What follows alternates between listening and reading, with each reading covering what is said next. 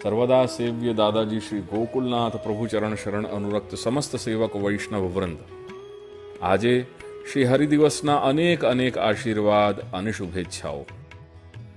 પરતઃ મોક્ષની બાબતમાં શ્રી મહાપ્રભુ આજ્ઞા કરે છે કે શ્રી શિવ અને શ્રી વિષ્ણુ બંને સૃષ્ટિનું હિત કરનારા છે। વેદશાસ્ત્રના નિરૂપણ અનુસાર સૃષ્ટિમાં ક્રીડા કરવા માટે પરબ્રહ્મ પરમાત્મા ભગવાન શ્રી કૃષ્ણ જ પોતે શ્રી બ્રહ્મા, શ્રી વિષ્ણુ અને શ્રી શિવના રૂપમાં પ્રકટ થયા છે અને તેઓ ઉત્પાદન, પાલન અને સંહાર રૂપી ક્રીડાનું કાર્ય સંપાદન કર્યા કરે છે।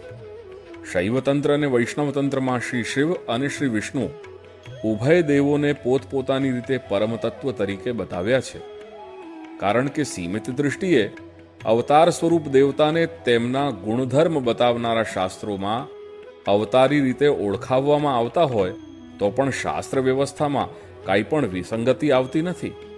મોટા ભાગે શ્રી શિવ ભોગના, જ્યારે શ્રી વિષ્ણુ મોક્ષના પ્રદાતા છે, પરંતુ ક્યારેક વિપરીત વ્યવસ્થા પણ જોવા મળે છે। અપવાદ રૂપે શ્રી શિવ મોક્ષ આપી દે અને શ્રી વિષ્ણુ ભોગ આપી દે છે। લૌકિકમાં સામાન્ય રીતે સ્વામીને જે પ્રિય પદાર્થ હોય તેને તેઓ પોતાના સેવકોને આપતા નથી, પરંતુ અપવાદ રૂપે પોતાના પ્રિય સેવકને પોતાની મનગમતી વસ્તુ પણ આપી દેતા હોય છે। અહીં ગૂઢ સંકેત એવો છે કે જ્યારે ઉભય દેવો અપવાદ રૂપે અતિપ્રિય વસ્તુને પોતાના સાધક સેવકોને આપતા હોય છે, ત્યારે તેઓની તદીયતા અને તદાશ્રય જોઈને જ આપતા હોય છે। તદીયતા એટલે ભક્તિ અને તદાશ્રય એટલે શરણાગતિ, જેની સામાન્ય સાધકોમાં અપેક્ષા રહેતી નથી।